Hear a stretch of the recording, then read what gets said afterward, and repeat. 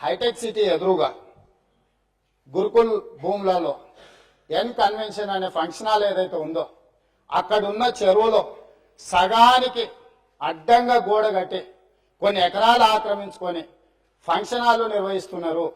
పదే పదే ప్రభుత్వం దృష్టికి వచ్చింది, టీవీ ఛానళ్లలో పేపర్లలో చూపించారు. అక్కినేని నాగార్జున గారు కూడా దాని మీద స్పందించారు. ఈనాటి వరకు ఆ ఆక్రమణలు తొలగించలేదు. ఎందుకు అక్కినేని నాగార్జున గారు ఆక్రమించుకున్న చెరువుల ఆక్రమణలు తొలగించలేదు? ఎందుకు చర్యలు తీసుకోలేదు? ఏ శక్తులు అడ్డం పడుతున్నాయి?